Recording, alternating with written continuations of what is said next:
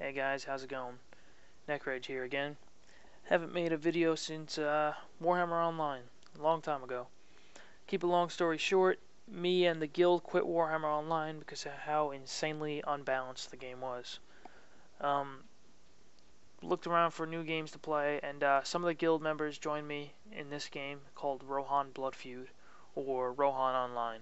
If you search it on Google, you'll find it, and you'll be able to download it. Now, it's a free-to-play MMO.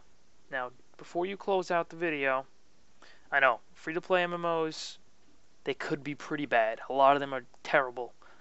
But this one is really good. I would not, put my name behind this MMO if I did not think so.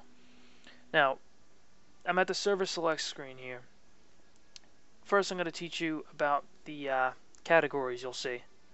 Now, I want to answer as much questions about the game as possible that, I myself asked when I first started. So, I said, the heck is this? Union and General.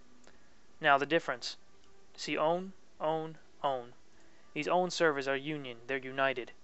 If you play on Maria and your friend plays on Torian, guess what? You're pretty much on the same server. These servers play together. They're like one server.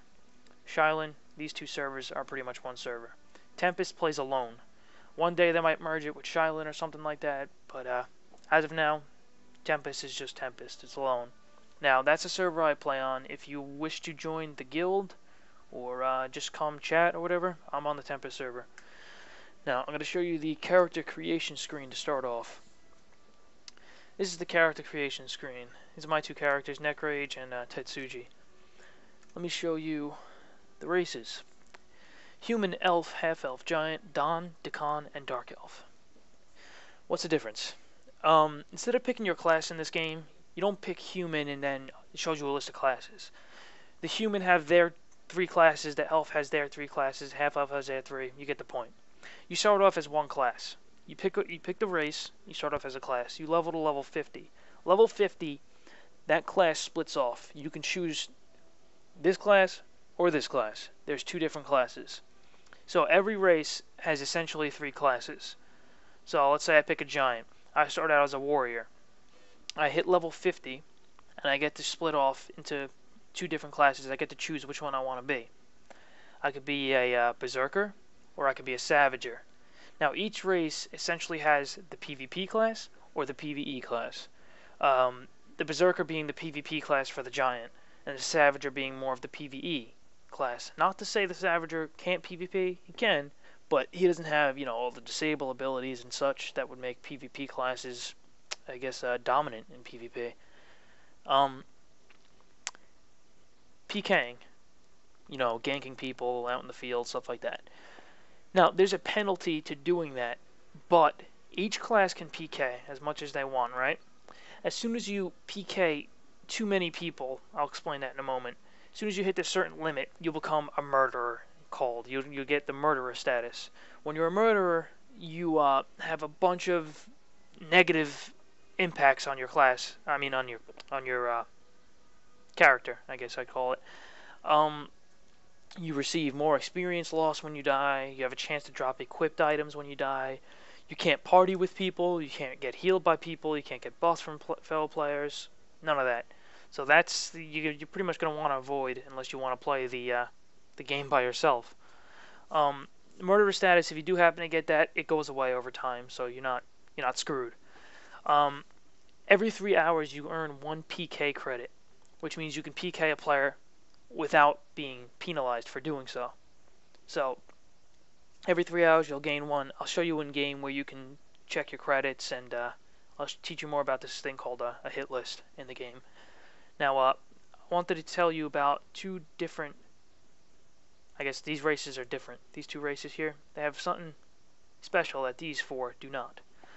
They have the ability to go assassination mode. Now, these 4 races are stuck in peace mode. These 2 can go peace mode or assassination mode. Assassination mode is the PK mode, I guess I call it. You just gank as much players as you want with no sort of penalty that the rest of the races would receive. Now, if you're in assassination mode, you can't party with other players, so you're alone. Now, when you're running around on the field in assassination mode, all you'll see is human, elf, half elf, you know? You won't see the player's actual name. It'll just show you what race they are over their head. That's so they don't know who you are and you don't know who they are because of the hit list in the game.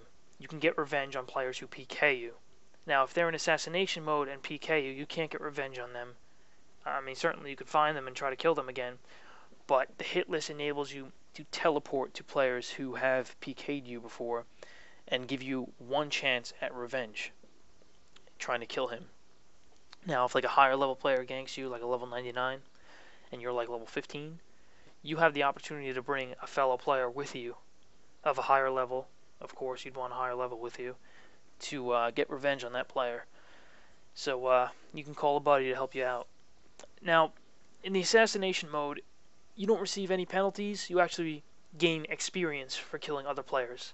So Don and Dakan, they're the only two that can go assassination mode.